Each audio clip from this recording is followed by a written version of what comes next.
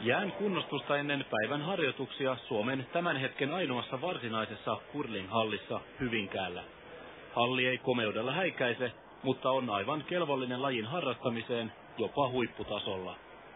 Tässä hallissa noin Markku ja noin jo lähtenyt olympialaisiin pelaamaan, että kai se täältäkin voi tulla, mutta mä veikkaan, että paremmat olosuhteet taas auttaa sitten menestystä saavuttamaan. Ja Suomen pelejä on näytetty kiitettävästi televisiossa ja palstatila on saatu myös lehdissä.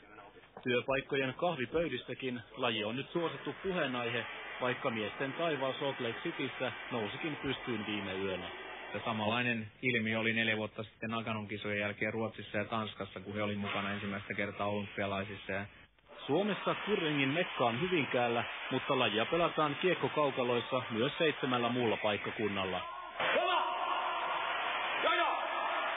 Harrastajia on noin 700 ja määrä kasvaa kovaa vauhtia, sillä lajiliittoon on tullut kisojen aikana satoja kyselyjä pelimahdollisuuksista. curlingia jollain tavalla pidetty tämmöisenä shakista pikkusen urheilullisempana älykköpeliin. Onko se sellaista? No se on siinä mielessä, että tämä on taitolaji ja erittäin suuri strategiapeli, mutta toisaalta se on laji, joka sopii kaikille, eli siinä yhdistyy niin kuin tämmöiset molemmat puolet.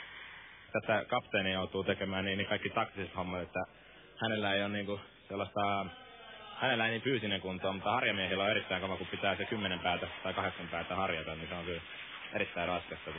Itse lajin kustannukset ovat vähäiset, omaa kiveä tai harjaa ei täydy olla ja jääaikakin on suhteellisen edullista. Ongelmana on vain se, että harrastuspaikkoja ei ole riittävästi. Pääkaupunkiseudulla tilanne helpottuu loppuvuodesta, kun Oulun kylään nousee Suomen ensimmäinen oikea curling-halli.